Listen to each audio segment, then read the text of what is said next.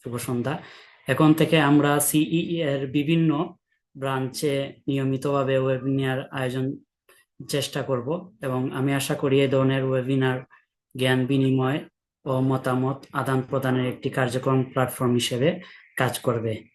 আজকের ওয়েবিনারে মডারেটর হিসেবে উপস্থিত আছি আমি ডক্টর আহমদ হাসান নুরি, সিই সাস্টে প্রফেসর হিসেবে কর্মরত আছি। আমি সিই অ্যালামনাই অ্যাসোসিয়েশনের 5th এক্সিকিউটিভ কমিটিতে এডুকেশন অ্যান্ড রিসার্চ সেক্রেটারি পদের দায়িত্বে কাজ করছি।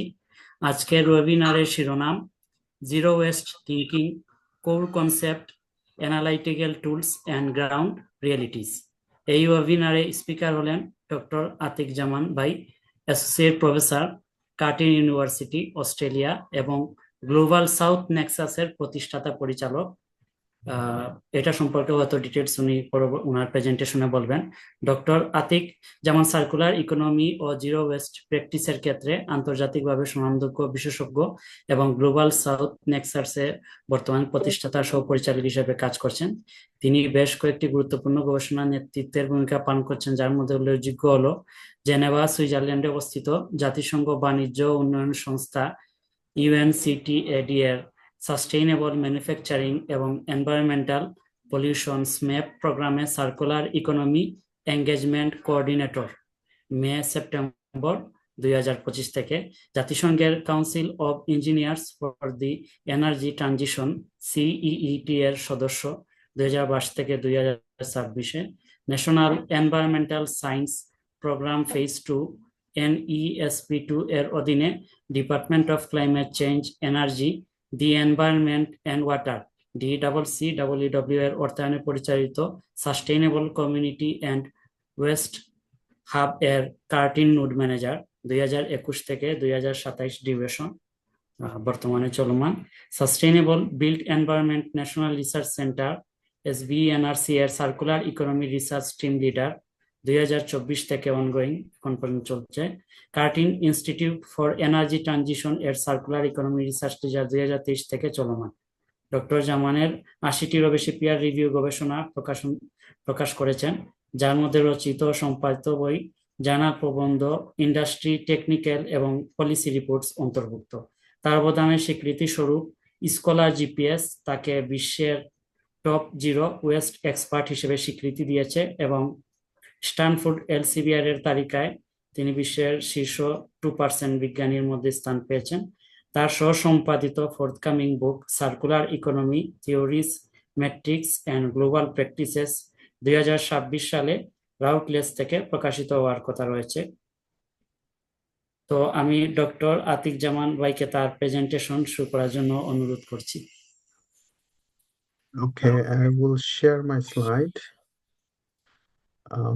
Let me see.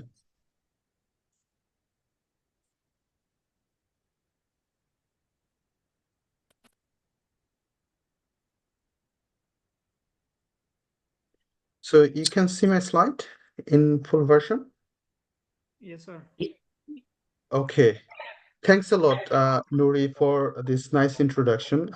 It was really mouthful in a way, like there are a lot of activity and role actually I'm doing, but at the same time, but I would really like to thank for this opportunity to invite me actually and talk about some of the work that I'm doing. First of all, it's really nice to see Mustaq sir after a long time. Actually, I graduated in, I remember 2005, and now after 2025 is like after 20 years later, get back and to share some of those thoughts. So it really feels like coming back home. So thank you very much for this opportunity and inviting me to share some of my thoughts, because it's a like long gap between our alumni, our department, and what I'm doing outside of in Bangladesh. So I thought like maybe I give you a little bit of journey, what happens after my graduation and what I'm currently doing at this moment, and how can we collaborate. Hopefully we can now collaborate more closely, so we can revisit those sort of activity more frequently rather than after 20 years, another 20 years, maybe another 20 years we don't have in our life. Okay, so what happened in after graduation, which is 2005, I very briefly worked in Bangladesh as an engineer, and I remember at that time I started to develop like tower, this particularly mobile tower, because those are the most common engineering work that time that pays well and so on. And later, actually, I joined H&M, which is a retail company, and it's very interesting and funny as an engineer, environmental engineer, why I would be working with H&M, because H&M needs an environmental engineer who can look after the whole supply chain of H&M product. And Bangladesh being one of the most uh, core like production country at that time, I think third production country in 2006. So I was working with H&M to their whole supply chain, reporting their greenhouse gas emission, their factory health and safety, environmental performance like wastewater treatment, and various type of role. But very briefly, I worked with H&M, and then later 2007, I started my master's at KTH Sweden. And end of my master's, I completed my internship at United Nations in New York headquarters in 2009. And then I got my scholarship for my PhD, University of South Australia. Basically, at that point, I was following my mentor, Robin Bhai, because Robin Bhai was our um, first batch, and he was the first, and he was doing his PhD in UNISA. And actually, I thought, okay, maybe I can do my PhD in that UNISA. So that was the reason I actually went to UNISA to do my PhD. And after finishing my PhD, I joined Curtin University in 2015, and that's my home. I can say till today, is I'm working with Curtin University since 2015. And since 2021, I think that that year is the biggest, most remarkable one for me, because I got one of the biggest grant under Sustainable Communities and Waste Hub, collaborating with other like 5 universities. We secured $17 million out of that Sustainable Communities and Waste Hub that is funded by federal government. And then the various role, as Professor Nuri already mentions, like as part of SBNRC Sustainable Built Environment National Research Center, we developed a platform called Global South Nexus, actually to share the knowledge and collaboration between Global North and Global South. What does it mean by Global North? Meaning like in the northern, not really northern side of the world, but most of the developed country actually placed in the northern side of the world. That's why it divide Global North and Global South, meaning developed country and developing country. So how can we share some of the knowledge that we are generating, for example, in Australia at Curtin University, and actually sharing with our home countries like in Bangladesh. And this is the perfect example that we are organizing an webinar, and we can collaborate, and so that would be one way to do that. So Global South Nexus, it a similar sort of platform, and you are most welcome to actually join Global South Nexus. But I would really request our teachers, respected teachers, and maybe our alumni to be part of Global South Nexus. And I was really privileged to be part of Council of Engineers for Energy Transitions, and it is an advisory body who we work in a different working group and produce policy brief for UN Secretary General to take important decisions, particularly during COP conference, like Conference of Parties we call COP. Like every year, there's an international climate conference that hosted by UNFCCC. This is the UN agency to organize the climate conference, and we work as an advisor of different working group and different topics. And my role in this UN council is to work into circular economy and how that translated into climate change. And very recently, I was appointed as the National Circular Economy Research Director of PCA, which is Prefab Council Australia. It is a modern method of construction, like how can we design building or develop new construction with prefab, like prefabricated system, instead of traditional building construction or civil engineering system that we do on site, instead of it to happen actually at factory site. So that's in a short my like some of the activity or progress that I am doing till today. But as you can see that my background has changed a little bit. I'm not really working in hardcore civil engineering because my major in during my undergraduate was environmental engineering, and then it turned to environmental management, and now it's more into in between engineering, sustainability, and policy area. And that's the reasons I work with different entity or different organizations who work in these three realm of sustainability, engineering, and circular economy. So a couple of notable engagement as part of UN Council. I was also invited in a first invitation for me was like COP27 in Sharm el Sheikh to share some of the thought about waste management, particularly sharing zero waste, because zero waste became more trendy nowadays. But when actually I start my PhD on zero waste, there are a lot of criticism, a lot of uncertainty, a lot of confusion. What is it? How can you develop this? Is it possible or not? All sort of things. But I think nowadays zero waste and circular economy became more mainstream, and there are a lot of even it would evolve even future more strongly. And I'll share some of those thought like why that is.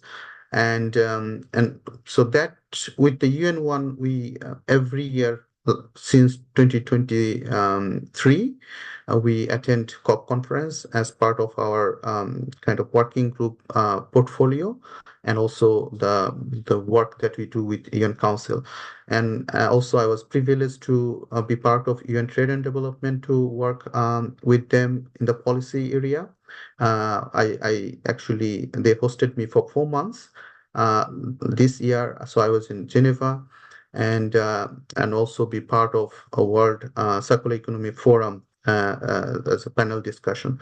And also as part of our contribution to our local community, for example, the very right hand side, like bottom right hand side pictures shows a podcast that we recently we completed with a primary school student, because they have a lot of questions or the curiosity to know what is zero waste, how we're gonna tackle waste problem and so on. So we actually done, and this is part of our portfolio, actually go to the community and actually address some of the issues, or even the school kids, and how to actually translate it our academic knowledge to the societal one. So the school that I'm part of is called School of Design and the Built Environment, and under which we have Curtin University Sustainability Policy Institute. And within this institute, we mainly work in sustainable cities and transport, where the distinguished Professor Peter Newman actually responsible for that component. There's a planetary dietary and SDG related component. Professor Dora Marinova was mostly leading that part. Circular economy and zero waste, I am particularly leading this component. And then we have energy transition and sustainability, which are kind of more blended, like all are kind of working in this space. But these are more like the key kind of leaders or player working in this. But we have around 20 researchers working in this team. So it's a very small team. I would not say it's a very big team with the institute that we are part of.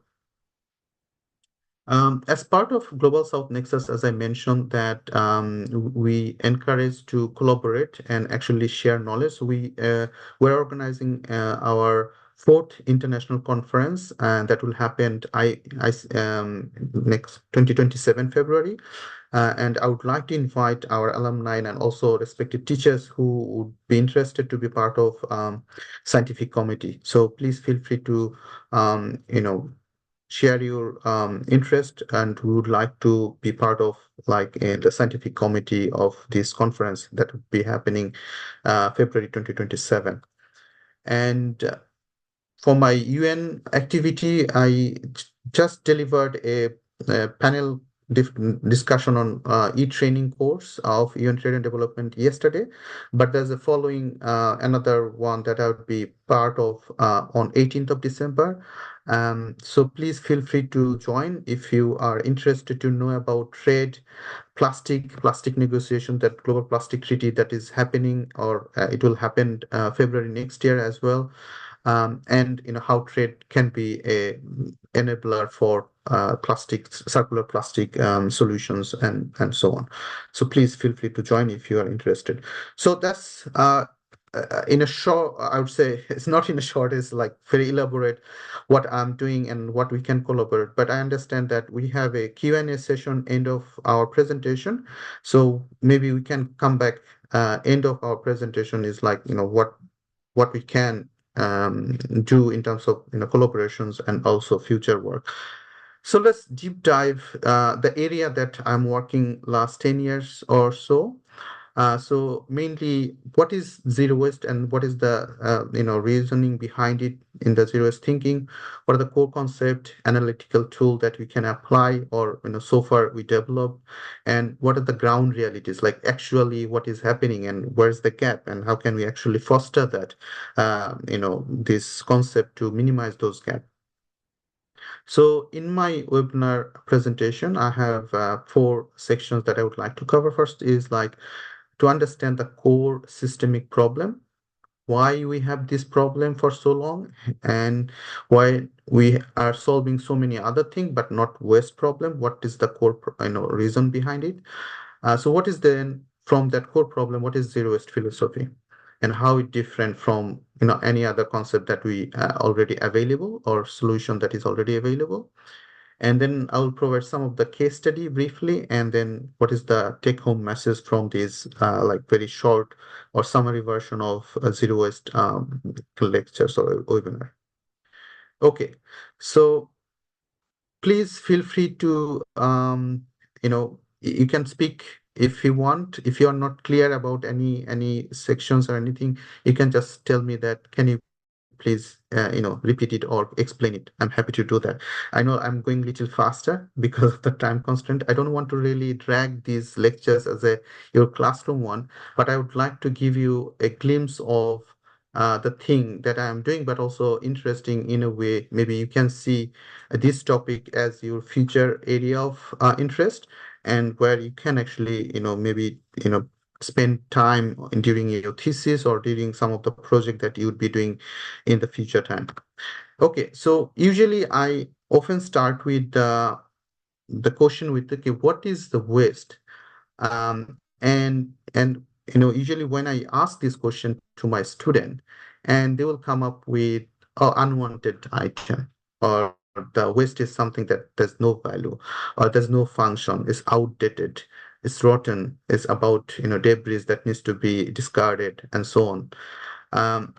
So this sort of kind of definition or perceptions gives us 2 things. One is there's a subjective matter or subjective value we call, and another is objective value. So when is at any point material or product loses their subjective and objective value, they become basically or seen as a waste. And then the problem or challenges is this subjective value, for example, is subjective because it depends on one person to another. For example, I have an old mobile phone, let's say Samsung mobile phone, and there's a new version of Samsung mobile phone is available in the market. My mobile phone is absolutely fine, there's no problem, but I want to buy the new one. So this is the subjective choice. It depends on person to person, but there's nothing wrong with the mobile phone itself. It's the object itself. So that's the objective value. But not always object would have a value if you make it like functional or usable. For example, if we have a tomato and it is rotten, then you cannot eat it because it's already rotten. Yeah. So there's objectively you need to also see that whether material is good enough for the purpose that you have. So these are like subject and objective point of view. You can see something is valuable or not.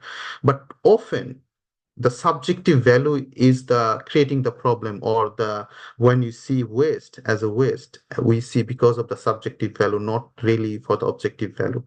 And that perception has an impact over what the problem that we have today. So that's very important to understand, that it's not often the material itself, but it often the subjective judgment that we see and how we see material without any value. Now, because of that value proposition, if you look into like, what was the culturally appropriate or what was culturally done in the frugal society or pre-industrial society we call, so frugality is like resourcefulness, like when a society is more resourceful, and through a society is like more modern lifestyle that we have today is we call through a society. So in the pre-industrial frugal society, it was driven by necessity. Basically whatever we need based on our necessity that we need to meet. So that's the main driver how we actually live our life. It was more localism, is based on local resources that was available. It's not like other part of the world we take the resource, mainly the local one, because we don't know or we don't have the access to acquire resources from other part of the world. And also whatever we have, because of the shortage or of the material, the resourcefulness is the main area. Like we need to really skillful how optimize we can use resources.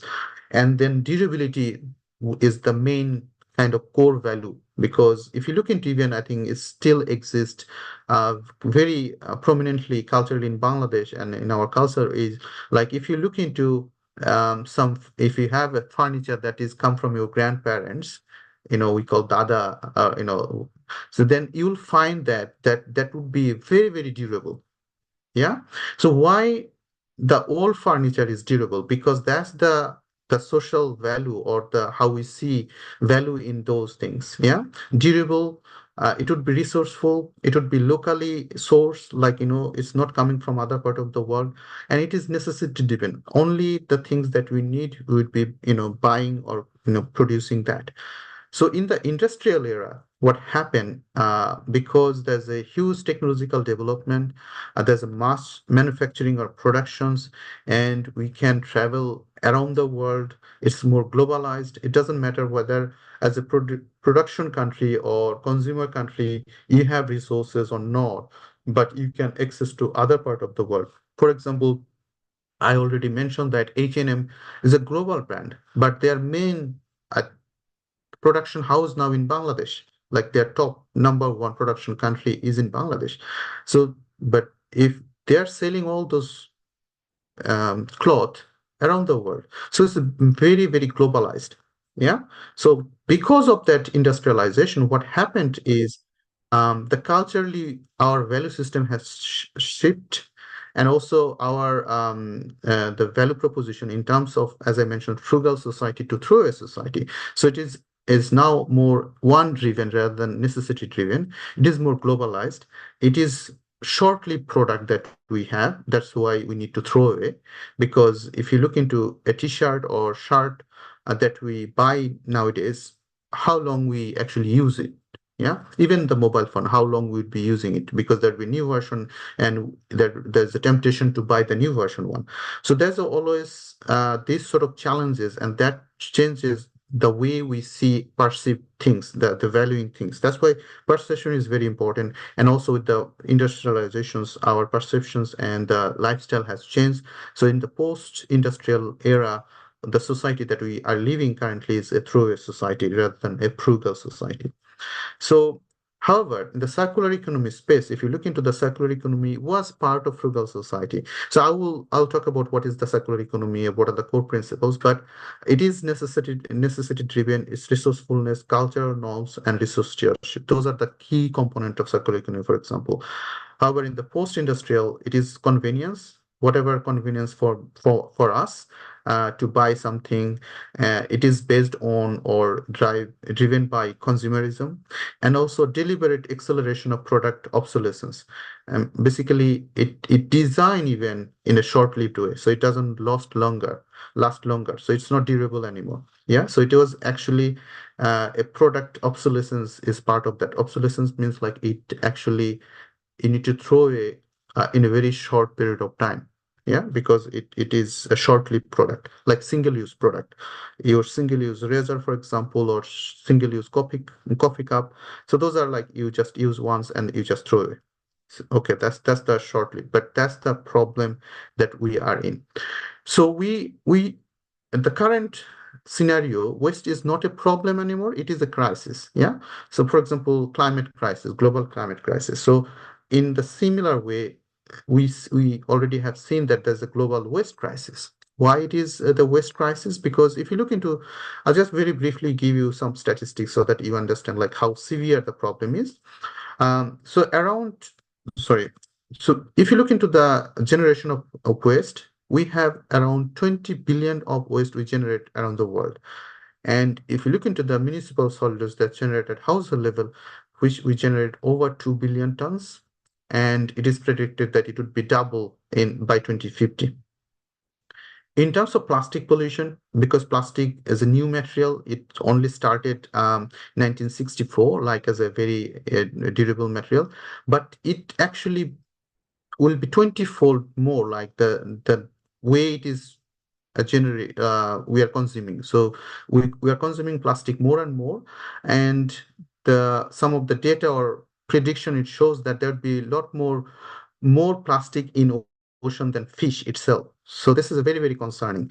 And also, I believe you have already heard about microplastic, because that's another unknown area, like the plastic degraded in microplastic or nanoplastic level, very small particle level, and then actually they propagate to human body, like through our food chain, and actually be part of our human body through our blood and everywhere. So that would be another severe problem that we'll face in the future. In terms of electronic waste, 80% of electronic waste doesn't even report what would be the final fate of those waste. If you look into the waste management globally, 85% of waste is managed through landfill. So everything actually goes to landfill. And landfill emit methane gas emissions. So methane gas from the landfill is the third biggest emitter after US and China. And methane gas is one of the main driver for global warming. Yeah. So again, this is one of the biggest challenge that we can see from the improper or imbalance waste management. And then we have also poor recycling and circularity rate. If you look into the global circularity rate is only 6.9, and I'll explain those area a little bit more later on. And also there's a huge impact on health and environment. So you can see that it's not a normal challenge that we're currently facing. It is a severe global waste crisis that we are currently facing. Okay. So how we are actually addressing this problem so far? If you look into like this diagram, sorry for this clumsy diagram, there are a lot of timeline in it. Just to highlight a couple of things is, so this box shows like landfill, composting, anaerobic digestion, waste to energy, recycling. These are more engineering solutions that we currently applying to address waste management system. And since like landfill, for example, was available or practiced 3000 year BC, composting was practiced in China 2000 year BC. So basically, we are using those sort of technology for a very long time. Even anaerobic digestion, 1859, it started. Waste to energy is most modern technology that we call. In UK, their first waste to energy technology was installed 1874. Recycling was a common practice started in 1940. So we have a very long time, more than 100 years, and also 1000 years of practice of some of those technology. But still, we did not solve the problem. We still have the problem. So why then, then what is the core problem that we cannot solve it? So from that context, actually, then it comes to two concepts that come from that side, I would say, in terms of how to deal with the waste management. One is zero waste, another is circular economy. But both zero waste and circular economy are fundamentally the same. Uh, it depends on who would be using those terms. Okay, and I will explain like how they are similar, how they are not. But what is the unique about zero waste and circular economy? Because if you look into it, started 1970, it's not that new term or new concept yet, but it's not widely applied. But what happened recently is there's a global circularity gap report that shows that what is the circularity rate and circularity performance around the world in terms of resource consumptions and resource utilization. And also in terms of zero waste, there's a UN resolutions that mean UN um, countries or parties has a resolution to actually work on zero waste area, to have the national zero waste policy and also the local action plan. And also we have Zero Waste International Zero Waste Day, meaning we are really prioritizing zero waste as part of our waste management vision or policy and goal. And recently, last year, and also there's a new upcoming one coming this year, ISO standard on circular economy. So basically, both zero waste and circular economy gaining popularity and also becoming more mature, how to handle waste problem from the technology, not only the technology point of view, but also with the other disciplinary action. So surely we can see that the paradigm shift is needed. Paradigm shift in a way, we need something that could address the problem that we have. So not only looking into engineering and technological problem point of view, but also social and also system point of view. So far we have we've focused on end of life management, or like how to manage through landfill or waste to energy. But in the circular economy and zero waste, we are looking into whole system point of view, so that all the resources that we take from the our ecological system for to run our city, or to fulfill the services that city would need, actually it could be reversed back to the nature and also come back to the city. So it is a kind of infinite loop, and that can maximize the resource utilization. So that's the core paradigm shift that we aim for. So that's the core concept of like now how to then develop a zero waste city. Like if you really conceptualize a zero waste city, and then how what is that. So now let's give you a little bit of what is zero waste mean or circular economy mean. In terms of the definition, like zero waste is the designing and managing product and process systematically to eliminate waste and material, to conserve and also recover our resources and not to burn and bury them. So it talk about design and managing product, not only the end of life management through landfill or waste incineration, that's the burning component. But if you look into the circular economy definition, it would also replicate some sort of zero waste definition as well. So it is about restorative and regenerative, and also it will eliminate use of toxic chemical and also eliminate waste through the superior design of material, product, system, and also business model. So basically both definitions are talk the same sort of principle. So this is the diagram I often share to understand overall sustainability. Both zero waste and circular economy has the same sustainability vision, resource utilization, and regenerative of kind of character. And but in terms of the application, zero waste work more into downstream, like bottom-up approach, focus on life cycle, behavioral change, grassroots or community level, whereas circular economy works or applied or considered more upstream level, like more top-down approach, material flow with business, like who are working the supply chain, and also a more broader application. But these are like in terms of the common area they have, like they are working at different levels. System, they talk about system and social transformations, they talk about elimination of waste. There are different type of R principles they will talk about, and these zero waste and circular economy are linked with SDG, Sustainable Development Goal. There are 17 goals that UN put forward, And indirectly, zero waste and circular economy are related to all 17 goals. But if you look into the direct relationship, so you'll find those, 3 to 17, there's different goals that I put there.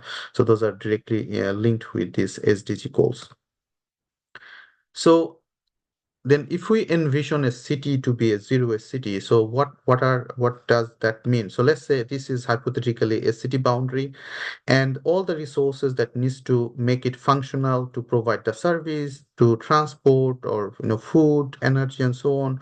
We need to look like those resources come from beyond the city boundary. Let's say this is the city, a kind of area or footprint that is needed to all the resources that this particular city in the rectangular box would require. So first we need input like resources like water, energy, material, and many other things. And in the process, we are generating waste like liquid wastewater, solid waste, and also emission, for example, that we generate after consumption. So in the zero waste system, so we need to balance input and output. That's the core. How can we balance input and output? So first we can do is like, how can we extend those resource utilization within the system, like within the city or consumption process, through extended reuse and through redistribution. This is the first component or principle that you can apply. Second is we need to return those output like waste material as an input through nutrient and bioenergy recovery or through material or recycling recovery system. So that's the core principle that we are envision, that within this closed loop system, we can actually make our city circular or system circular or zero waste city. And it is applicable for different sector like transport sector, building sector, energy sector, food sector. It is similar sort of application or principles apply. And if you look into the global numbers, like around 623 cities has some form of zero waste activities or vision.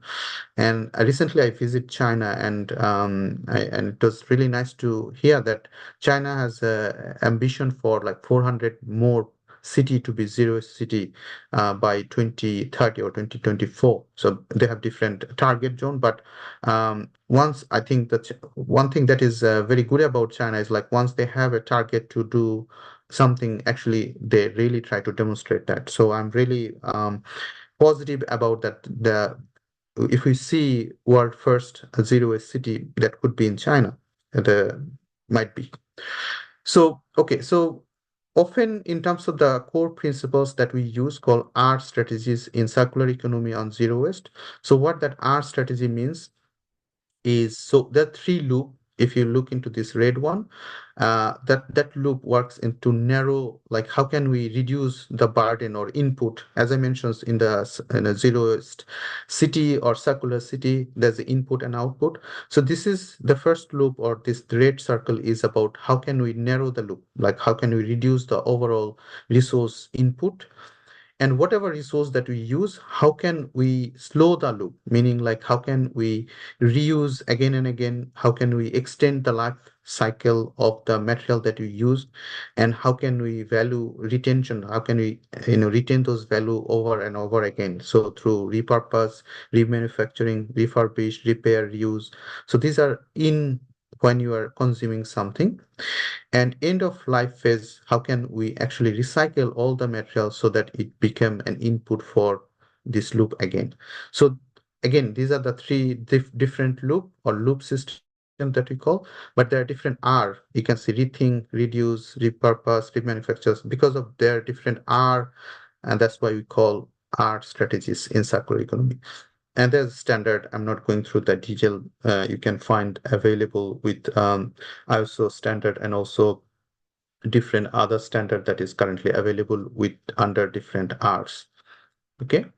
So if you look into like then development and uptake framework, so let's say this is our journey for a zero waste goal or zero waste vision. So this is our start point and this is our end point. There are different intermediate maturations like concept development, to an agenda setting, the prototyping, the early scaling or maturation to demonstration, and then system change. And I would say I was really privileged to actually work from the concept and definition, because some of my early work during my PhD actually try to develop the concept itself. Like, what is zero waste? What are the core component? What are the indicator that you can use for measuring, performance and so on.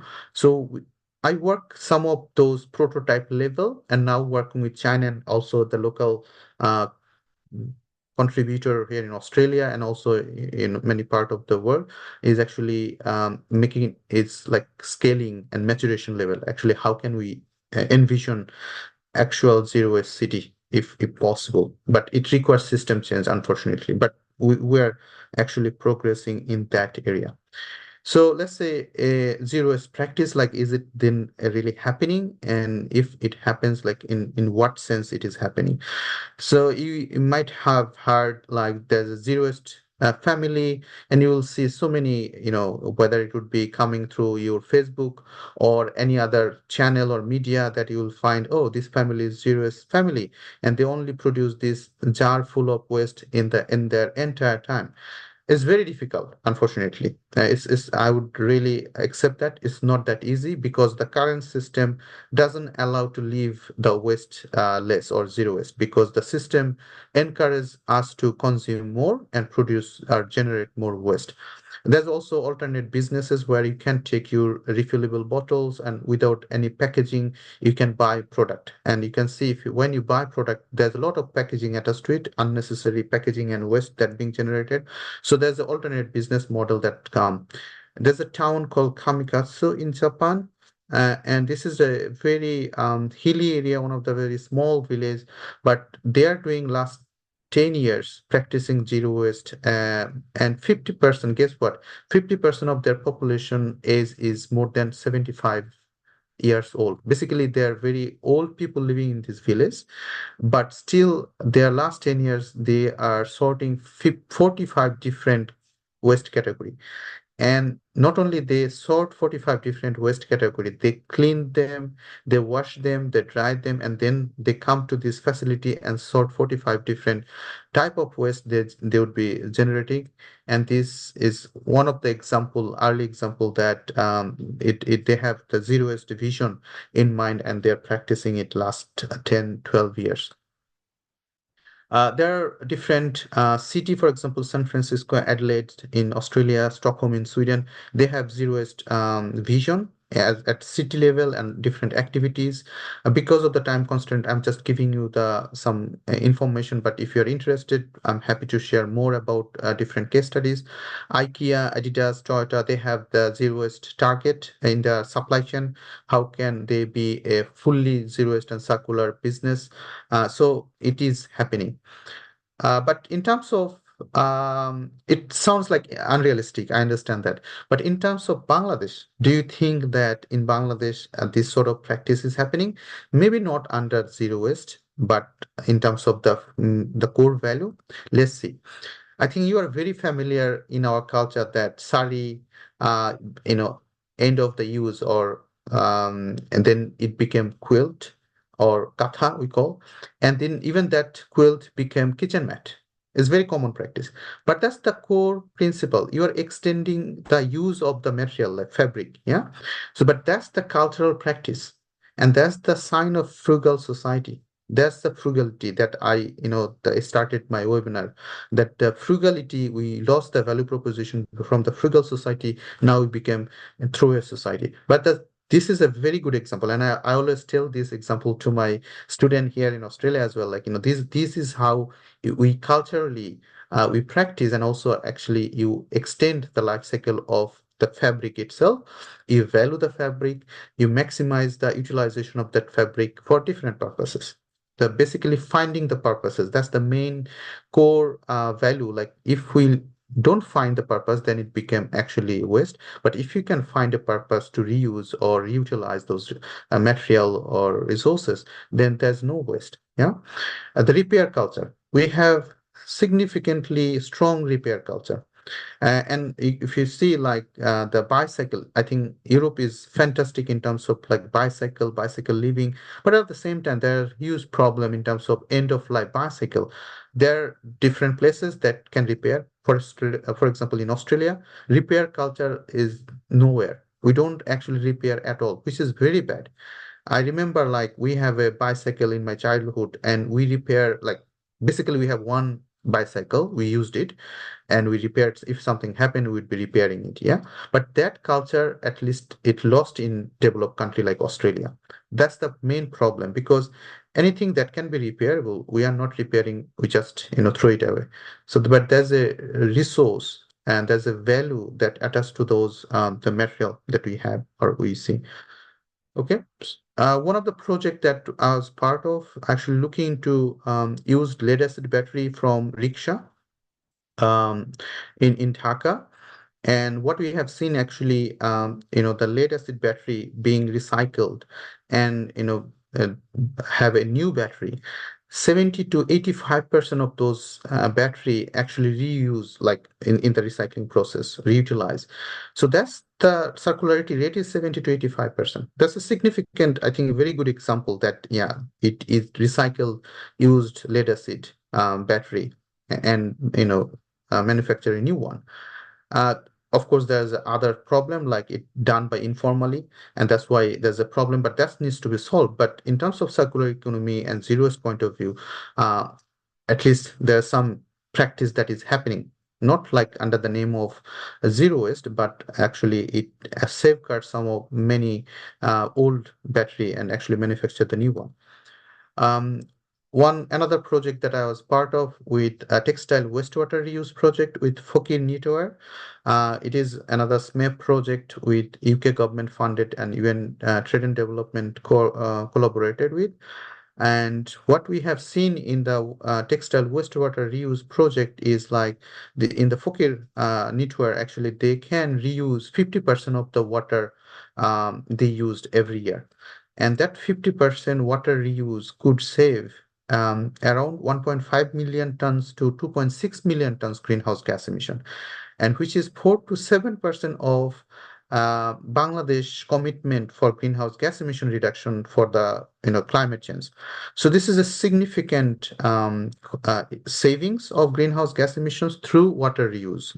So meaning like this is also another circular and zero waste solution for wastewater discharge. And also that will save around 43 million meter cube of groundwater because you are reutilizing or reusing those wastewater again in the system. So this is after advanced wastewater treatment. This you can see the clear water that again reuse in the textile manufacturing. So recently, there's a UNDP project that I'm part of in Dhaka with Consigliere is the consulting firm who are working on this project. So they're looking to plastic circularity in Bangladesh. Even though the entire supply chain is done through informal sector, but you can see that around 55% to 75% leakage that mean going to landfill or not value cannot be retained because there's no formal collection system. But even in the informal sector, actually 24 to 45% recycling of plastic is happening through informal sector. Whereas in Australia, because I know I live here, but in Australia we have 22.4% plastic recovery in the packaging area. So you can see that even Bangladesh is actually doing better even informal way because plastic is a unique case because plastics require heavy labor and the labor cost in Bangladesh is low, which makes sense. In Australia, they will not do it. They will only do like through mechanical process, like advanced treatment process. So because of that, the labor requirement and Bangladesh, I think informal sector has the higher recycling rate or circularity rate. So this is a significant, I think, the difference, and I would appreciate that Bangladesh actually working higher or better compared to Australia in the plastic recycling even. So the ground reality is like given that those are the the positive scenario that you can sense. But the ground reality, if you look into the global waste management and resources that we use, globally we use around over 100 billion tons of resources every year. Only 6.9% actually come back to the system. So 93% being depleted or end up somewhere in the environment and polluting the environment. Yeah, that's the ground reality. So there's a huge opportunity for us to actually improve that scenario, because currently it is more linear, like take, make, dispose. We just take resources from the environment, make product, consume, and after consumption we send it to landfill. That's why it's only 6.9%. We need to improve that number to gain the circularity. And also in the Global Plastic Treaty, when I was in Geneva, I was fortunate to be part of actually Global Plastic Treaty in first hand. But also there's a huge challenges, how we can come up with the, everybody is agreeing to Global Plastic Treaty or agreement. So that is also another challenges or ground reality that we have seen. Sorry, because I think I'll just keep this one. And then how we're gonna measure that progress. So one of the tool that I developed is called Zero Waste Index. And this measure not only the material that can be saved or substitute, but also energy, water, and greenhouse gas emissions that can be saved. And we applied that tool for Stockholm, Shanghai, and Adelaide. And we have seen the Stockholm Zero Waste Index is 0.0596% of circularity, with Shanghai is around 10% and Adelaide for 8%. So it's not only give an indicator like how much we are performing in different cities, but also it provided the avoided greenhouse gas emissions per person, kg per person per year, energy savings gigajoule per person per year, and also water savings. So it is a comprehensive tool to measure the progress of the initiative that we have. And currently we're working with WA resource mapping, we call MFA, material flow analysis. We're looking into different sector and how we can make more circular kind of resource management in WA. That's one of the project. And this project we incorporated machine learning technology and AI to detect different type of waste and actually whether we have undesirable item in our recycle bin, so that actually they can inform the household to maximize their use or recycle correctly. This is another project that we look into, how can we use plastic and plastic material in the new 3D printer and make new product out of it. So this is also another project or initiative that we work. These are more student project, actually looking to different opportunity in the future. So what's the lessons learned from the Zero Waste and Global Sustainability Agenda? Is like, as I mentioned, it address sustainable development. It talk about frugality and resourcefulness, meaning it is a decoupling resource. It encourages economic growth while it use less amount of resources, and also it address net zero target. If you look into net zero emissions target by 2050, that's the global goal that UN set for every countries. 55% of that global goal can be made by renewable energy. I think you already know that solar PV is a very good solution compared to coal-fired plant, and every country has those sort of renewable solution. Unfortunately, those renewable solutions only address 55% of global net zero emission target. 45% needs to be addressed through material circularity. So circular economy is very, very important, and that's why this subject area would be more important in the future, because to really achieve net zero emissions by 2050, we need to address those 45% that we are not currently addressing at this moment. So that's my last slide. So what's the conclusion or take home message is like to tackle global waste challenge that we, as I mentioned this, we are currently in the global waste crisis. Business as usual is no longer an option, meaning that we cannot just rely on technology or engineering solution, but also need a value-based system that embrace sustainable development and also preserve and regenerate natural system. So social technology is very, very important to actually embrace and foster zero waste. So we need technology, we need digital technology and AI, but also we need social and systemic kind of approach. Like we're looking to whole system point of view. And also the role of zero waste in reducing greenhouse gas emissions and supporting net zero transition has not been actually looked into thoroughly. It's often overlooked, but there's a huge opportunity for us to, in the future, actually look into more, developing new tool, how to address greenhouse gas emissions and so on.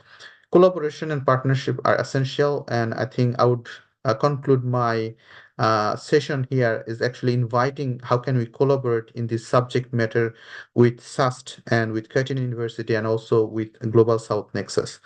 So if you are more interested, there's a book on zero waste. You are most welcome to access this through your library. If not, I'm happy to share this book with you. And also our upcoming book, Circular Economy, hopefully will come next year. And please feel free to, if you would like to collaborate, you can follow Global South Nexus platform.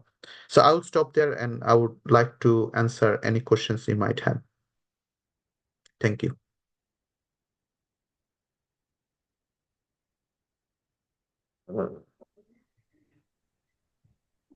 Okay, thank you very much, Dr. Atiq Zaman, for your nice and informative presentation. Now the floor is open for all for question and answer sessions. You can feel free, you can ask in Bangla anything. আপনারা যে কেউ বাংলায় কথা বলতে পারেন, যেহেতু এটা একটা ইনফরমেটিভ সেশন। এখানে মানে ইন্টারেস্টিং কোনো কোয়েশ্চন থাকলে বা আগ্রহ থাকলে যে কোনো ধরনের প্রশ্ন করতে পারেন। এটা কোনো ফর্মাল ইয়া না আর কি, সেশন না।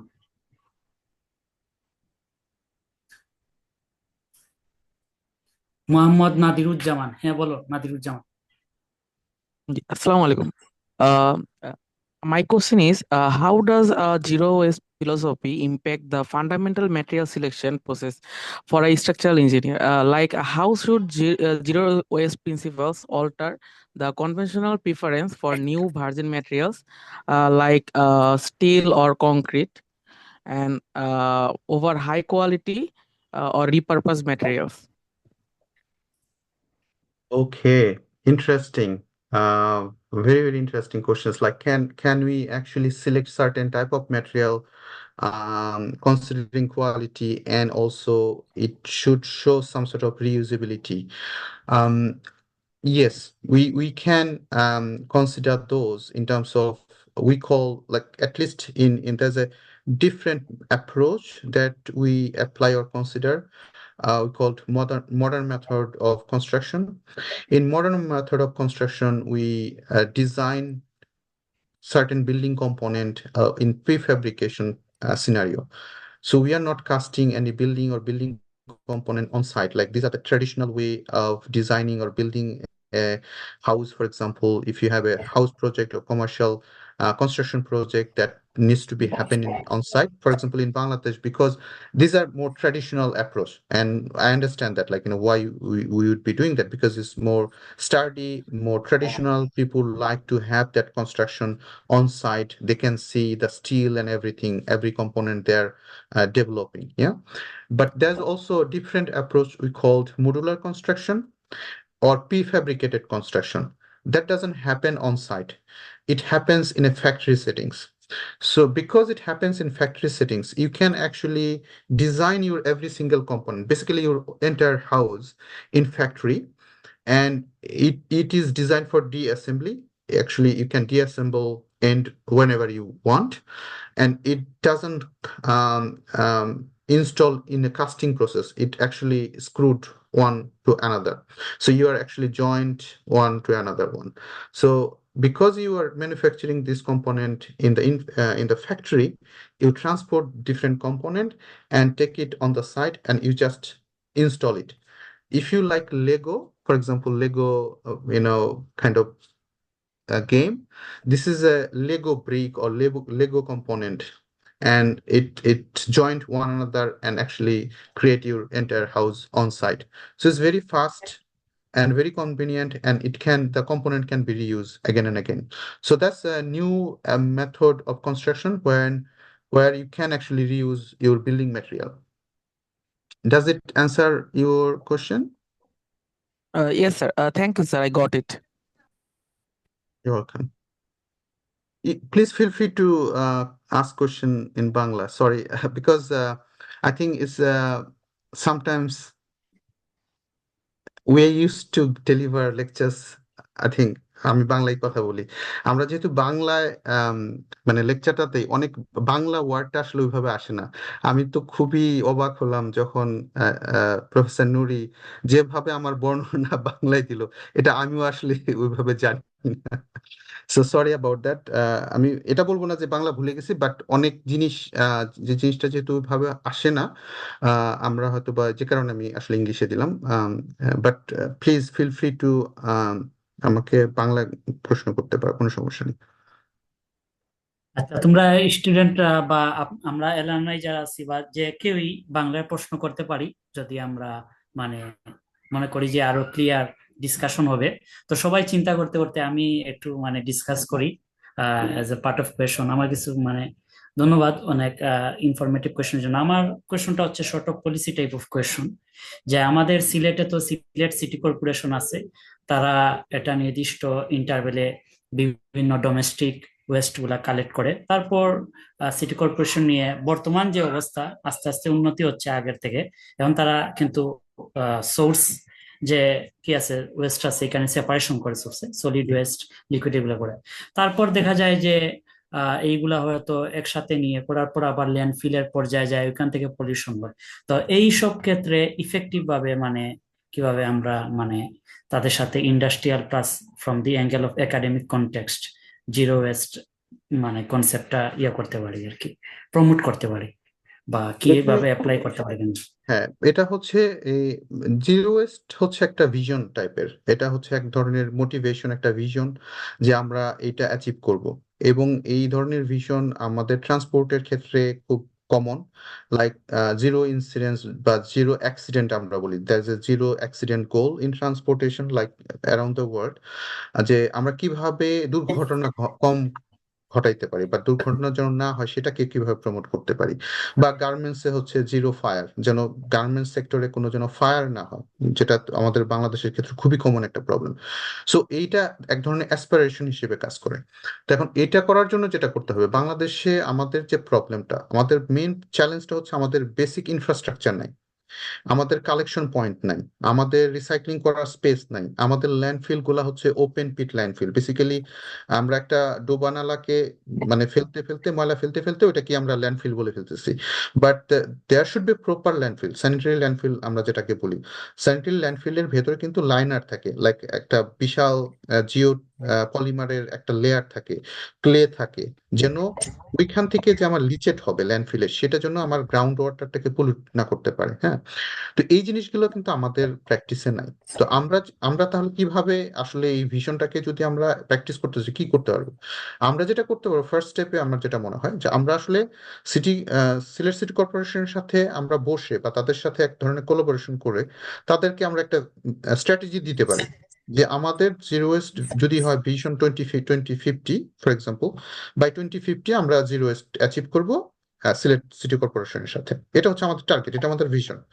আমরা আগেও করতে পারি, আমরা পরে করতে পারি, but that is our target. কিন্তু ওইখানে যাওয়ার জন্য আমাকে কি করতে হবে? তা আমাকে টার্গেট নিতে হবে যে ফার্স্টে যেটা করতে হবে, আমাকে কালেকশন পয়েন্ট গুলো ঠিক করতে হবে। আমি কিভাবে কালেক্ট করব, কয়টা জিনিস কালেক্ট করব, মানে সর্টিং কিভাবে করব জেনারেশন পয়েন্টে, সেটা কালেক্ট করে কোথায় নিয়ে যাব।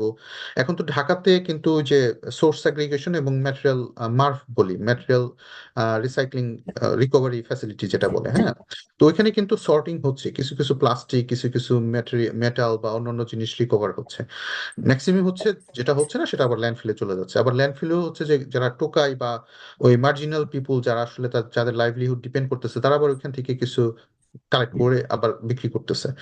তো আমাদের মানে ইউনিভার্সিটির সাইড থেকে আমরা এই জিনিসটা হেল্প করতে পারি তাদেরকে, যে তোমাদেরকে আমরা একটা স্ট্র্যাটেজি ডেভেলপ করে দিই, তোমরা ফার্স্ট ফেজে এটা করবা, সেকেন্ড ফেজে এটা করবা, থার্ড ফেজে এটা করবা। এই যে একটা ডিরেকশনটা আমরা যদি দিতে পারি, তারপরে যে বিভিন্ন ফেজে আমরা তার সাথে ক্লোজলি যদি কোনো ফান্ড পাওয়া যায় বা কোনো ধরনের কোলাবোরেশন থাকে বা তাদের নিজস্ব বাজেট থাকে, সিটি কাউন্সিলের তো এখন অনেক সলিউশন তারা আছে। স্পেশালি ইউএনডিপির যে কাজগুলোতে আমি ইনভলভ, বাংলাদেশের ম্যাক্সিমাম তো ডোনার এজেন্সি ফান্ডেড প্রজেক্ট, এবং ওখানে কিন্তু দেখা যাচ্ছে আসলেই তাদের লাইভলিহুডটা ইমপ্রুভ হচ্ছে, তাদের সর্টিং এফিসিয়েন্সি বাড়তেছে, ক্যাপাসিটি বাড়তেছে। হ্যাঁ, তো তো ওইভাবে করা যাবে। ধন্যবাদ মূল্যবান পরামর্শের জন্য। আরেকটা ইন্টারেস্টিং ব্যাপার হলো, আমরা ডিপার্টমেন্ট থেকে আপনি কয়েকদিন আগে হয়তো যে আমাদের ডিপার্টমেন্টের শিল্পী রানী বসাক ম্যাডামের পিএইচডি থিসিস এক্সটার্নাল ছিলেন। তো আমি আমাদের ডিপার্টমেন্টের শিল্পী রানী বসাক ম্যাডাম আর প্রফেসর ইমরান কবির স্যার, আমরা তিনজন মিলে আইটি অ্যান্ড বিএড থেকে একটা প্রজেক্ট আমরা মানে কোলাবোরেট করি আইটি অ্যান্ড বিএড এর সাথে। এটা ছিল যে সাভারের যে ট্যানারি ওয়েস্ট আছে, ফ্লেশিং, তো ট্যানারি ওয়েস্ট আর এর সাথে ফিকাল স্লাজ, ওইখান থেকে তো ওয়ার্কার থাকে, তাদের তো এটা ফিকাল আছে, স্লাজ আছে, আবার ট্যানারি ইন্ডাস্ট্রি থেকে ট্যানিং ফ্লেশ আছে। তো এগুলাতে কম্বিনেশনে আমরা বায়োগ্যাস প্রোডাকশনের একটা মানে প্রজেক্টে কাজ করতেছি আর কি। তো ওইটাতে ইয়েটা করতেছি। তো সার্কুলার ইকোনমি কনসেপ্টে যে প্রেজেন্টেশন দেখলাম, say in terms of plastic, এটা তো সার্কুলার ইকোনমিতে সার্কুলেশন হচ্ছে আর কি, সাইকেলটা চলতেছে যেহেতু প্লাস্টিক। তো আমরা যদি চিন্তা করি ইন টার্মস অফ সে, মানে আমি যেটা বললাম যে টেনিং ফ্লাশ প্লাস হচ্ছে কি বলে ওই ফেকালের কডাইজেশন, ওইখান থেকে জিরো মানে ওয়েস্ট, ঠিক আছে, কিন্তু এটার সার্কুলার ইকোনমির মানে ব্যাপারটা আমরা কিভাবে চিন্তা করতে কিভাবে? পারি আচ্ছা এটা? আচ্ছা, ওকে। না, এখানে হচ্ছে আমরা কি কি জিনিস, সার্কুলার ইকোনমির কনসেপ্ট হচ্ছে সার্কুলেশন মেইনলি। হ্যাঁ, আমরা আমরা কিভাবে সার্কুলেশন করব, ম্যাটেরিয়াল সার্কুলেশন করতে পারি, রিসোর্স সার্কুলেশন করতে পারি।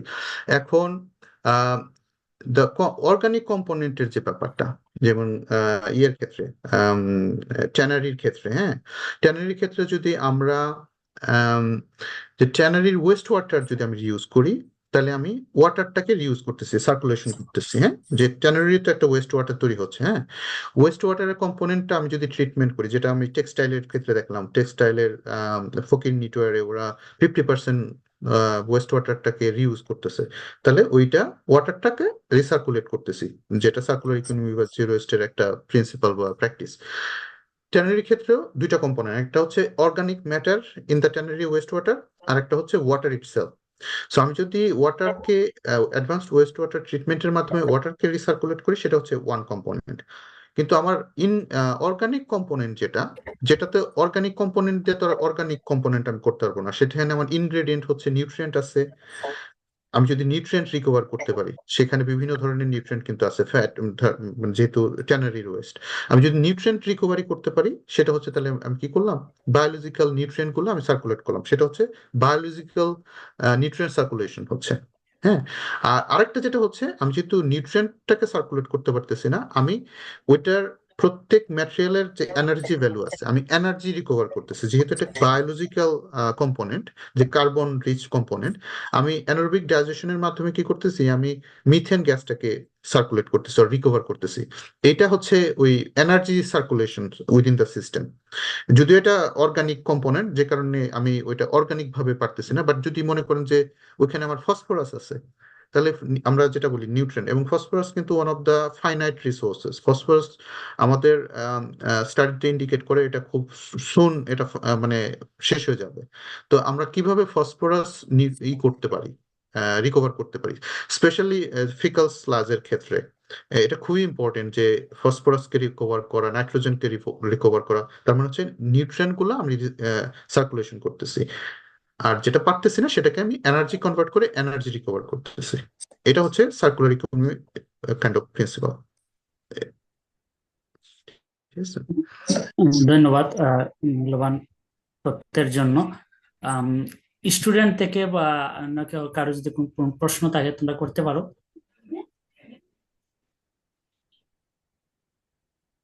তোমাদের কোনো রিসার্চ রিলেটেড কোনো প্রশ্ন? হ্যাঁ, আশিকুল বলো।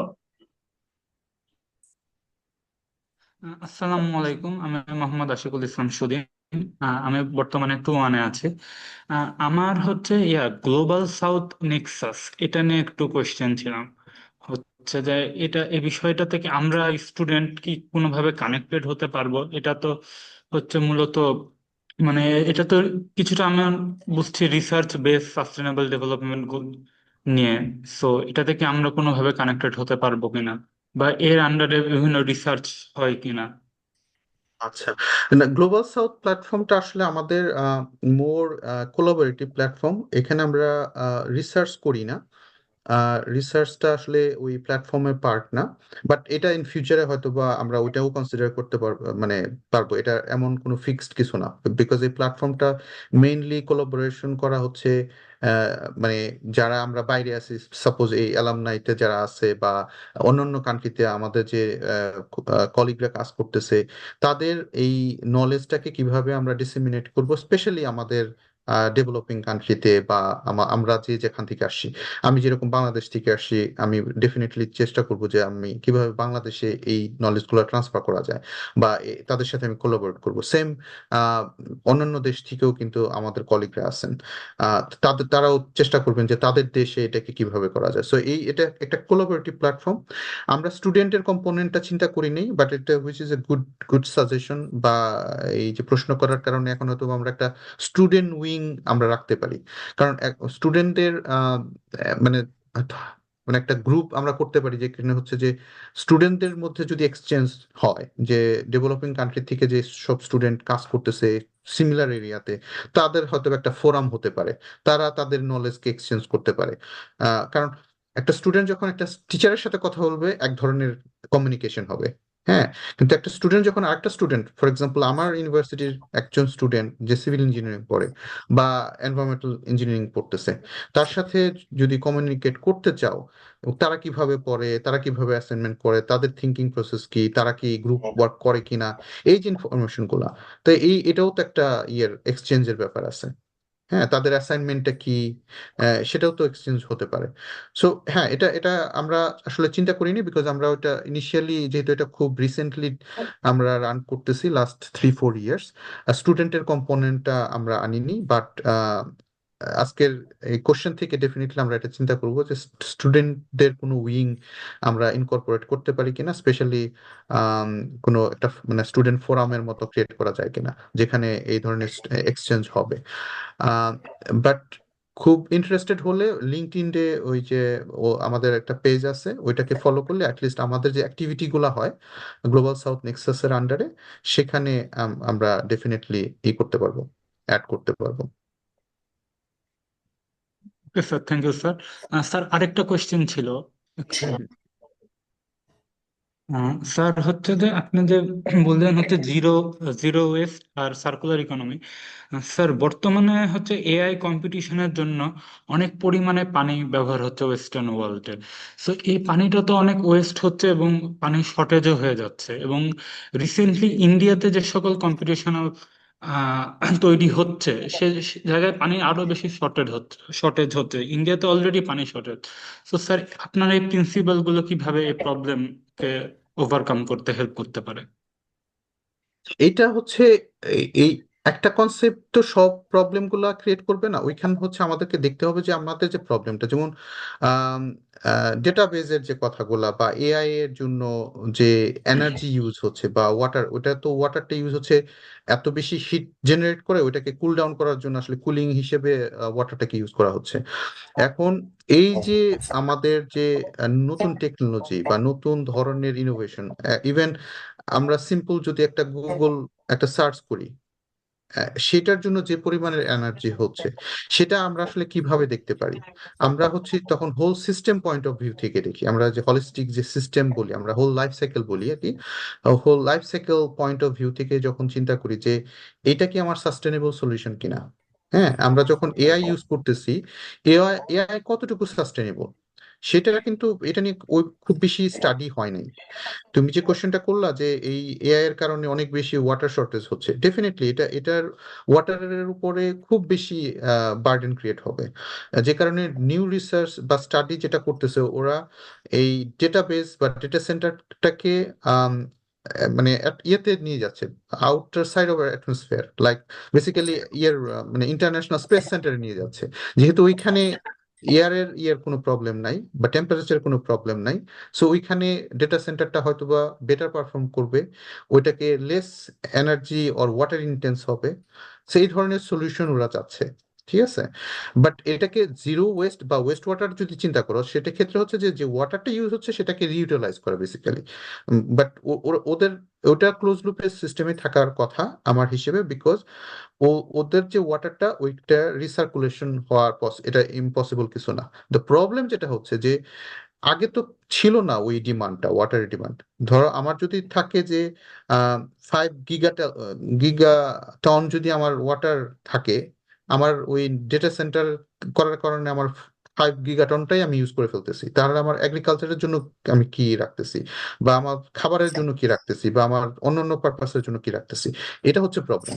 হ্যাঁ, তুমি হয়তো ওয়াটারকে রিউজ করতেছো, ওই ডেটা সেন্টারের কুলিং একবার কুল হচ্ছে বা হট হচ্ছে আবার কুল করতেছো, ওটা প্রবলেম না। প্রবলেমটা হচ্ছে তোমাদের ওয়াটার ডিমান্ডটা বেড়ে যাচ্ছে। তাহলে আমাদেরকে সলভ করতে হবে যে এই ডিমান্ডটা কিভাবে আমি কমাতে পারি। ঠিক আছে, so that's a different type of problem. Yes, sir. Thank you, sir.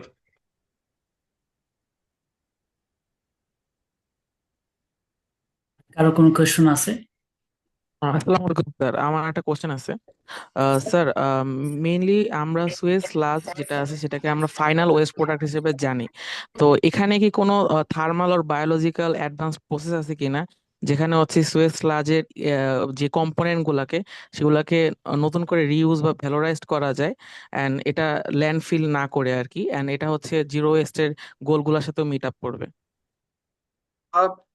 So না, যেটা আমরা ডিসকাস করলাম যে সুয়েজ ক্লাস নিয়ে কিন্তু মোটামুটি ভালোই কাজ হচ্ছে, এবং আম, এবং স্পেশালি ইউরোপে এবং সুইডেনের কিছু এক্সাম্পল আমি হাইলি রেকমেন্ড করব, যেখানে ওরা সুয়েজ ক্লাসটাকে ফুললি নিউট্রিয়েন্ট, স্পেশালি নিউট্রিয়েন্ট।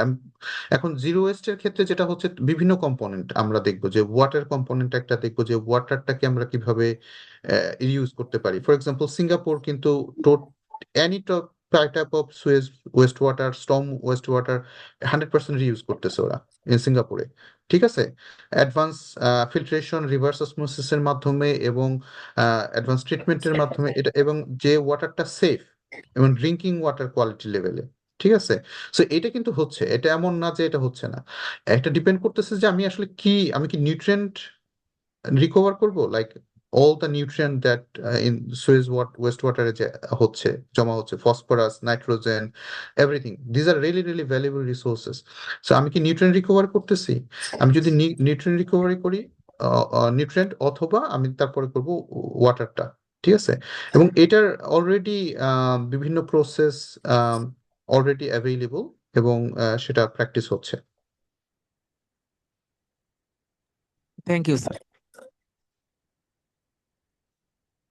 আর কারো কোনো টেকনিক্যাল কোয়েশ্চন আছে রিসার্চ রিলেটেড বা নলেজ রিলেটেড জানার জন্য? জি খালিদ, বলো। আসসালামু আলাইকুম স্যার, আমি Mohammad Khalid, chemical environmental engineering first 29 class. আমার যে কোশ্চেনটা ছিল যে কিভাবে আমরা আসলে ম্যাটেরিয়াল চুজ করবো, ওয়েস্ট ম্যাটেরিয়াল গুলো, যেখান থেকে আমরা ম্যাক্সিমাম ইফিসিয়েন্সিটা ইনশিওর করতে পারবো। তো একটু এক্সাম্পল দিয়ে বলি। সো আমরা যখন এই ফিল্ডে আসলে পড়াশোনা শুরু করছিলাম, আমি ছিলাম, আমার একজন সিনিয়র ভাই ছিল। তো আমাদের যেমন মাদারবোর্ড হইতে পারে, সেটা র্যাম হইতে পারে, অথবা ব্যাটারি টাইপের কিছু হইতে পারে। তো আমরা চাচ্ছিলাম যে এই সকল ম্যাটেরিয়ালস থেকে কিভাবে আসলে এনার্জিটাকে পুল আউট করতে পারি, এবং ইউজ করে কোন ওই এনার্জিটাকে ইউজ করে কোনভাবে কংক্রিট অথবা স্টিল যে সকল ইনফ্রাস্ট্রাকচার আছে সেগুলো আমরা পুট করতে পারি। তো এই ক্ষেত্রে পড়ালেখা করে আমরা জানতে পারলাম যে ব্যাটারি যেটা আছে সেটা তো আমরা সম্ভব ব্যবহার করতে পারি এই সকল ফিল্ডে কংক্রিটের ক্ষেত্রে, কিন্তু অলরেডি ইলন মাস্কের যে টেসলা আছে স্যার, তারা ওই ব্যাটারিটাকে আরো রিসাইকেল করে আরেকটা ব্যাটারি বানাইতেছে। অর্থাৎ আমাদের থেকে তাদের যে ইনভেনশনটা রিসাইকেল ক্ষেত্রে সেটা আরো বেশি উন্নত এবং ইফেক্টিভ, এবং তারা ওইটার ম্যাক্সিমাম ইউটিলাইজেশন করতে পারছে। তো স্যার আমার প্রশ্ন হচ্ছে যে আমরা আসলে কিভাবে এইটা স্টাডি করবো যে কোন ওয়েস্ট ম্যাটেরিয়ালের ইউটিলাইজেশনটা কোথায় বেশি হচ্ছে এবং আমরা সেটাকে কোথায় ইউজ করতে পারবো। Very good question, Khalid. I really appreciate your thoughtful question. কেন? কারণ হচ্ছে যে এক্স্যাক্টলি এটা নিয়ে আমরা ইউএন কাউন্সিলে কাজ করতেছি। কারণ হচ্ছে রিনিউয়েবল এনার্জি সেক্টরে অনেক আমরা দেখতেছি যে ট্রেন্ডটা হচ্ছে like millions of batteries we are putting. হ্যাঁ, আমরা নতুন করে অ্যাড করতেছি সোলার পিভির সাথে, এভরি সিঙ্গেল হাউস হোল্ডের সাথে আমরা ব্যাটারি অ্যাড করতেছি। ই ইলেকট্রিক ভেহিকেল গুলো আসতেছে যেখানে আমরা ব্যাটারি ইউজ করতেছি। টেসলা এবং many other Tesla like company আমাদের ইলেকট্রিক ভেহিকেল যারা প্রোভাইড করতেছে, হিউজ ভলিউমের ব্যাটারি আমরা ইউজ করতেছি। প্রবলেম যেটা হচ্ছে যে ধরো যে আজকে টেসলা কিনতেছে, ইন 5 years টাইম তার ব্যাটারি এফিসিয়েন্সি 100% থেকে কমে, বা 99%, 100% যদি না থাকে 99% থেকে কমে 85% বা 80%-এ চলে যাচ্ছে। হ্যাঁ, 80% যদি 80%-এ নেমে যায়, it would be bad enough, যে এটা আসলে ওনারের জন্য মনে হবে যে না, আমি তো আসলে আমার ফুল মাইলেজ পাচ্ছি না। আমি 500 কিলোমিটার যেতে পারতাম বা 800 কিলোমিটার যেতে পারতাম, সেটা আমি যেতে পারছি না। আমাকে 400 বা আরো কমে চলে আসতেছে 80% এফিসিয়েন্সির জন্য। তখন সে কি করতেছে, উইদিন 5 years এর মধ্যে সে কিন্তু চেঞ্জ করে ফেলতেছে। এখন কথা হচ্ছে, এই ব্যাটারিটাকে আমি রিসাইকেল করব। রিসাইকেল মানে হচ্ছে আমি আসলে সব ভেঙে করে তারপরে আমি যে লিথিয়াম যে এই মিনারেল গুলো আছে সেগুলা বের করে সেটা প্রসেস করে আবার নতুন একটা ব্যাটারি বানাবো, সেটা হচ্ছে রিসাইক্লিং এর প্রসেস, নাকি আমি এটা রিউজ করব। হ্যাঁ, এটা হচ্ছে মোস্ট ইম্পর্টেন্ট। 80% যে এফিসিয়েন্সি 99 থেকে কমে যে 80%-এ চলে আসলো, 80% ইজ গুড এনাফ যে এইটা অনেক ভালো একটা ব্যাটারি অন্য সেক্টরে ইউজ করার জন্য। ঠিক আছে, আমার হয়তো বা গাড়িতে, টেসলার গাড়ির জন্য বা যে ওনারটা এটা ইউজ করতেছে তার জন্য হয়তো বা এটা গুড এনাফ না, সে হয়তো রিপ্লেস করে ফেলবে। বাট এটা বাসার জন্য গুড এনাফ, বা এটা কমিউনিটি লেভেলে অনেক সময় আমরা ওই যে ব্যাটারি হাব ক্রিয়েট করি যে কমিউনিটি সার্ভিস দেওয়ার জন্য, সেটার জন্য গুড এনাফ। এবং এটা ই ভেহিকেল লাইক আমাদের যে আছে রিক্সার জন্য, যে এটা কিন্তু গুড এনাফ। এখন ওই ওই ব্যাটারিটাকে আমি কিভাবে রিউজ করব আদার পারপাসে, এটা হচ্ছে আমাদেরকে বের করতে হবে। সো প্রশ্ন তুমি যেটা করলা যে আমি কিভাবে বুঝবো, আমি বুঝবো হচ্ছে তার তার ফাংশনালিটি, তার এফিসিয়েন্সি মেজার করে। এই যে ব্যাটারি হোক অথবা আমার অন্য কোনো ম্যাটেরিয়াল হোক, যে এটা ফাংশনাল কিনা, এফিসিয়েন্সি লেভেল কত, এই এফিসিয়েন্সি দিয়ে আমি অন্য কোনো সেক্টরে কাজ করতে পারবো কিনা, এইটা হচ্ছে আমরা মানে এটাই বের করতে হবে। এবং এটা বের করে there is a huge business এবং স্টার্ট আপ অপরচুনিটি। যারা স্টার্ট আপ চিন্তা করে, যেহেতু স্পেশালি তোমাদের বয়সী বা তোমাদের জেনারেশন এখন সবসময় একটা স্টার্ট আপ বা নতুন একটা আইডিয়ার তোমরা মানে ডেভেলপ করতে পারো very quickly, because you are very energetic, very positive about future. So আমি মনে করি যে তোমাদের জেনারেশন থেকে এই ধরনের নতুন আইডিয়া আসবে, যে আচ্ছা আমার গাড়ির জন্য এটা হচ্ছে না, বাট আমি অলরেডি আরেকটা সেক্টর পেয়ে যাচ্ছি যেখানে আমি ব্যাটারি সার্ভিস দিতে পারবো। ঠিক আছে, তো এই এই এই ফাংশনটা বা এই এরিয়াটা ডিটারমাইন হবে বেসড অন তোমার ওই ব্যাটারির এফিসিয়েন্সির উপরে। যদি কোনো কারণে এফিসিয়েন্সি এমনই খারাপ, লাইক 10%, আসলে 10%-এর এফিসিয়েন্সি দিয়ে তুমি ব্যাটারিটা ইউজ করতে পারবে না, তখন তোমাকে আসলে রিসাইকেল করে মানে ওই লিথিয়াম গুলা রিকভার করে আবার নতুন প্রসেসিং করে ব্যাটারি আবার নতুন করে তৈরি করতে হবে। হ্যাঁ, বাট আমাদের ওই এফিসিয়েন্সির উপর ডিপেন্ড করবে যে আমি আসলে আবার আরেকটা সেক্টরে ইউজ করব নাকি এটাকে আসলে টোটালি ভেঙে নতুন করে রেডি করব।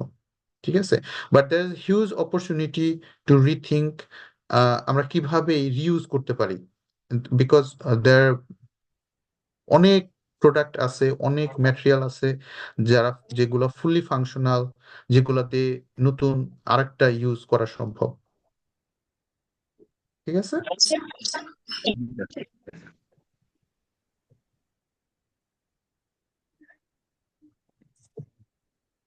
আচ্ছা, আর কারো কোনো কোয়েশন আছে রিসার্চ রিলেটেড বা নলেজ রিলেটেড? না থাকলে এবার আমরা হায়ার স্টাডিজ বা রিসার্চ রিলেটেড কথা বলতে পারি।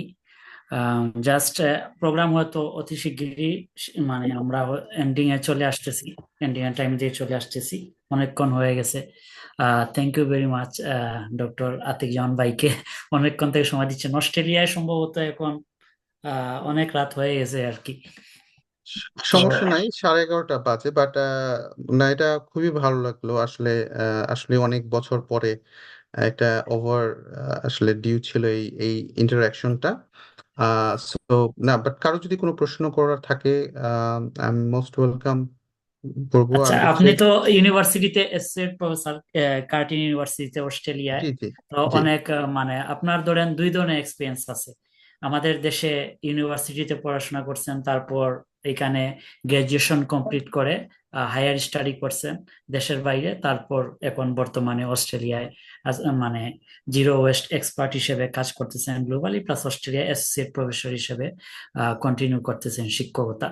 তো আমি just higher studies related question করতেছি স্টুডেন্টদের পক্ষ থেকে, কারণ তারা কেউ এই রিলেটেড কোনো কোয়েশন করতেছে না। But I know they have lots lots of students have high ambition to pursue their study abroad, specially in say Europe or Australia or America. By the way, তো আপনার মানে স্টুডেন্টের কাছ থেকে এক্সপেকটেশন কি? যেহেতু আপনি ট্যালেন্ট হান্ট করেন স্বাভাবিক আপনার কাজের জন্য, তো মাস্টার্স আন্ডার গ্রাজুয়েট পাশ করার পর তো স্টুডেন্টদের মানে স্কোপ থাকে মাস্টার্সে কন্টিনিউ বা পিএইচডি। তো ওই ক্ষেত্রে মানে স্টুডেন্টের জন্য দিক নির্দেশনামূলক কোনো কথাবার্তা বলে হয়তো আমরা আমাদের প্রোগ্রামের এন্ডিংটা করে দেবো আর কি। আম, আমি এনকারেজ করব, যেহেতু আমাদের যদি কথা বলি, বাট আমি ওভারঅল একটা কথা বলবো পরে। আমি আমাদের যদি কথা বলি, যে কার্টিন ইউনিভার্সিটিতে আমাদের মাস্টার্স লেভেলে স্কলারশিপটা খুব কম, খুবই লিমিটেড। মাস্টার্স লেভেলে স্কলারশিপটা আসলে ওইভাবে হয় না। আর এটা ডিপেন্ড করে যে আবার কোন স্কুল। যেমন আমি আসলে ইঞ্জিনিয়ারিং স্কুলে না, আমি হচ্ছি বিল্ড এনভায়রনমেন্ট স্কুলের আন্ডারে। আমরা কনস্ট্রাকশন ম্যানেজমেন্ট নিয়ে কাজ করি, সাস্টেনেবল কনস্ট্রাকশন, মডুলার কনস্ট্রাকশন, ওগুলার মেথড অ্যাপ্রোচ নিয়ে কাজ করি। ইঞ্জিনিয়ারিং পার্টটা না, ইঞ্জিনিয়ারিং পার্টটা হচ্ছে সিভিল ইঞ্জিনিয়ারিং ডিপার্টমেন্ট করে, যেহেতু আমি আসলে ওই ডিপার্টমেন্টে না। আর আমি যেহেতু সাস্টেনেবিলিটি পলিসি এবং এই মোর মাল্টিডিসিপ্লিনারি এরিয়া নিয়ে কাজ করি, তো আমাদের একটা মাস্টার্স প্রোগ্রাম হচ্ছে এনভায়রনমেন্ট অ্যান্ড ক্লাইমেট এমার্জেন্সি। এটা এটা হচ্ছে মোর মাল্টিডিসিপ্লিনারি। আমাদের ইঞ্জিনিয়ারিং স্টুডেন্টও আছে, আমাদের স্টুডেন্ট যারা ইকোনমি থেকে পাশ করছে তারাও মানে এখানে আসে, হেলথ সায়েন্স থেকেও আসে। মেইনলি হচ্ছে যারা motivated to learn about sustainability and practice sustainability in their career, next career. ওই ধরনের স্টুডেন্ট গুলো আমরা পাই আমাদের মাস্টার্স প্রোগ্রামে। এটাকে বলে environment and climate emergency masters programme. আমি লিঙ্ক দিয়ে দিব না, তুমি শেয়ার করতে পারো। আর সেই ক্ষেত্রে যেটা হয়, আমাদের ওই ওই মাস্টার্স প্রোগ্রামে আমরা আসলে স্কলারশিপ অফার করি না। স্কলারশিপ কার্টিন থেকে যেটা করে সেটা হচ্ছে একটা certain percentage, like 20% tuition fee ওরা করে আর কি। ওইটাকে স্কলারশিপ হিসেবে ওরা কাউন্ট করে, যে 20% স্কলারশিপ দিচ্ছে আর কি, টিউশন ফিটা ওয়েভ করছে। তো স্কলারশিপটা আমরা অফার করতে পারি হচ্ছে পিএইচডি লেভেলে, যখন পিএইচডি করতে আসে। আর পিএইচডিটা হচ্ছে আমি বলবো স্টুডেন্টের জন্য খুব, আচ্ছা আমি লিঙ্কটা দিয়ে দিচ্ছি। স্টুডেন্টদের জন্য একটু ডিফিকাল্ট হয়ে যাবে, স্পেশালি ফ্রেশ স্টুডেন্টদের জন্য, বিকজ ওই পিএইচডির যে ক্রাইটেরিয়া আমরা যেটা দেখি, আমরা আসলে ফ্যাকাল্টি লেভেলের পিএইচডি ক্যান্ডিডেট খুঁজি, যারা অলরেডি রিসার্চ করতেছে, যাদের অলরেডি ট্র্যাক রেকর্ড আছে, পাবলিকেশনের একটা ভালো ট্র্যাক রেকর্ড আছে। আমি বলবো না যে 2টা বা 3টা পাবলিকেশন করছে, এটা ওটা আমরা মানে আমাদের কম্পিটিটিভ প্রসেসে আসলে এটা খুবই ডিফিকাল্ট হবে স্কলারশিপ পাওয়া। কিন্তু যে একাডেমিক স্কলারের যার অলরেডি 10-12টা বা আরো বেশি পাবলিকেশন আছে, 2-3 বছরের বেশি রিসার্চ এবং টিচিং এক্সপিরিয়েন্স আছে, আমরা তাদেরকে টার্গেট করি আসলে আমাদের পিএইচডি স্টুডেন্টের জন্য। এবং তারপরেও খুবই কম্পিটিটিভ, বাট আমরা এই ধরনের স্টুডেন্ট, ইন্টারন্যাশনাল স্টুডেন্ট পাই। এবং হচ্ছে তারপরে হচ্ছে আমাদের লোক লোকাল স্টুডেন্টও আছে অস্ট্রেলিয়ার, যারা এখানে অলরেডি লোকালদের জন্য অনেক বেশি সুবিধা, বিকজ তাদের টিউশন ফি লাগে না, তারা তাদের জন্য স্কলারশিপের নাম্বার অনেক বেশি, ওয়ারাস ইন্টারন্যাশনাল স্টুডেন্টদের স্কলারশিপ নাম্বার অনেক কম। এটা হচ্ছে আমাদের লিমিটেশনস। বাট আমি আমাদের স্পেশালি আমাদের এই এখন যারা স্টুডেন্ট তাদেরকে আমি এনকারেজ করব আম, বাইরে মাস্টার্স বা পিএইচডি যদি স্কোপ থাকে সেটা করা।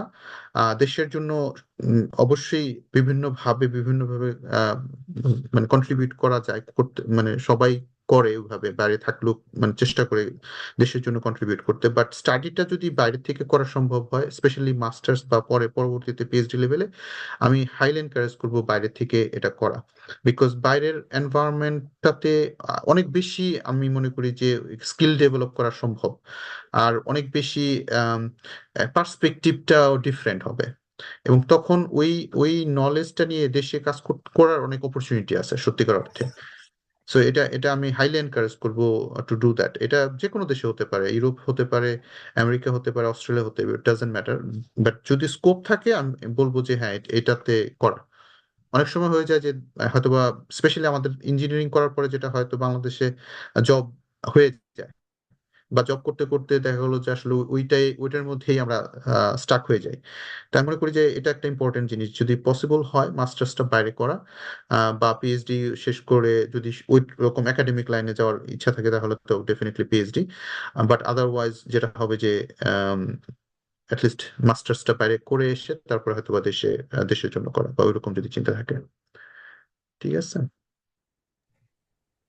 স্টুডেন্টদের পক্ষ থেকে কোনো মানে কোয়েশ্চন আছে মানে হায়ার স্টাডি রিলেটেড?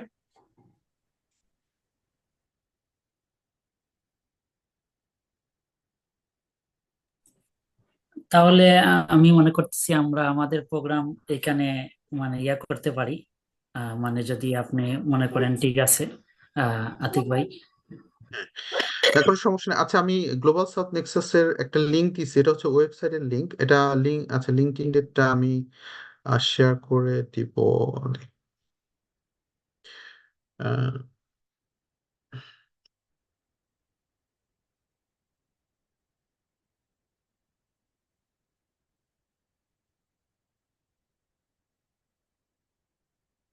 ওকে, আমি জাস্ট লিঙ্কটা শেয়ার করে দিচ্ছি, তারপরে এখানে ঠিক আছে। আর আমার ওই যে ইমেল অ্যাড্রেসটা দেয়া আছে ফার্স্ট স্লাইডে ছিল, অথবা লিঙ্কডইনেও আমি অ্যাক্সেসেবল, সমস্যা নেই। বাট এ ধরনের কোনো ধরনের যদি ইনফরমেশন দরকার হয়, বা ফিউচারে যদি কোনো ধরনের কোলাবোরেশন করার অপরচুনিটি হয়, feel free to contact me, not a problem. আর ইনশাল্লাহ এরপর থেকে হয়তো বা মোর ফ্রিকুয়েন্টলি এ ধরনের সেশন হবে। আমি স্পেশালি প্রফেসর আহমেদ হাসান নুরিকে স্পেশালি থ্যাঙ্কস জানাই যে এই ধরনের উদ্যোগ নেওয়ার জন্য। আসলে এটা খুবই খুবই ভালো লাগছে, স্পেশালি আমার 20 ইয়ার্স লেটার আমি আসলে এই আজকে আবার হঠাৎ করে স্যারের সাথেও একটু কথা হলো বা দেখা হলো, এটা অনেক একটা ভালো একটা ফিলিংস। ঠিক আছে, so thank you for that. সবাইকে শুভেচ্ছা, আপনারা সবাই ভালো থাকবেন, আর ইনশাল্লাহ কথা হবে। আপনাকে অসংখ্য ধন্যবাদ ডক্টর আতিক জামান ভাইকে আমাদেরকে সময় দেওয়ার জন্য। অনেকদিন পর কথা হলো।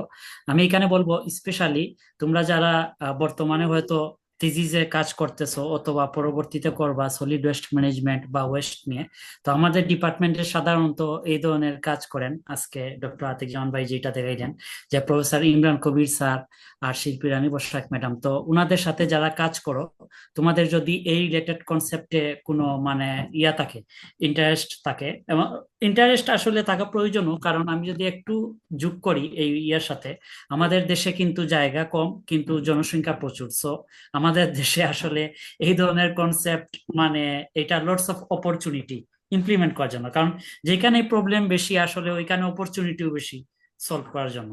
আমার মনে আছে আমি যখন পিএইচডি করতে যাই প্রথমে university of New South Wales সিডনিতে, professor doctor Ashis Sharma, Lucy Marshall ছিলেন আমার সুপারভাইজার। তারা আমাকে প্রথমেই বলতেন যে we are engineer, we are very smart in solving a problem, but we need a problem. ঠিক আছে, তুমি আইডেন্টিফাই করো আগে কোন জায়গায় কন্ট্রিবিউট করবা। ঠিক আছে, মানে প্রথম থেকেই আমাকে ইয়া দিছেন যে মানে ব্যাপারটা এরকম ছিল যে আমি গিয়ে ওনাদেরকে মানে আমার টার্গেট কি এটা বলা লাগতো, আর নেক্সটে কি কাজ করব এটা বলা লাগতো। আমাদের দেশে যে একটা কালচার আছে, যে আমি আমার 30 স্টুডেন্টের সামনেই বলতেছি যে আইসা সুপারভাইজার কাছ থেকে টপিকস নেওয়া, তারপর পর কি হবে সুপারভাইজার বলে দেওয়া আর কি। এইভাবে বলায় যেটা হয় যে মুক্ত চিন্তার যে মানে যে কি বলে প্র্যাকটিসটা, মানে ইন্ডিপেন্ডেন্টলি যে থিঙ্ক করা, এটা মানে মানে বিএসসি লেভেল থেকে শুরু হয় না আর কি। তো এটা আন্ডার গ্রাজুয়েট লেভেল থেকে শুরু হলে হয়তো একটু আগে হায়ার স্টাডির ব্যাপারে যে কথা বলেন ডক্টর আতিক জামান ভাই, যে রিসার্চ এক্সপেরিয়েন্স 2 ইয়ার্স এর থাকলে বা ফ্যাকাল্টি লেভেলে থাকলে হয়তো ওনারা কনসিডার করেন পিএইচডির জন্য। তো তোমরাও একদিন হয়তো এইভাবে মানে ভালো পাবলিকেশন করে দেশেই, নট নেসেসারি পাবলিক ইউনিভার্সিটিতে ফ্যাকাল্টি হতে পারে, আমাদের দেশে নাম্বার অফ প্রাইভেট ইউনিভার্সিটি আছে, ওইখানে তোমরা হয়তো ফ্যাকাল্টি পজিশনের প্ল্যাটফর্মে থেকে এই রিসার্চ করতে পারো। বা ইভেন তোমরা যদি গভর্নমেন্ট জবেও যাও, বর্তমানে গভর্নমেন্ট জবেও আমি যতটুকু জানি এলজিডি, আইটিএন বুয়েট, তারপর হচ্ছে আরএইচডি, যত ধরনের আমাদের প্ল্যাটফর্ম আছে, তাদেরও কিন্তু বিভিন্ন জায়গায় কিন্তু এই ধরনের প্ল্যাটফর্ম আছে, রিসার্চ ফান্ড টান্ড আছে।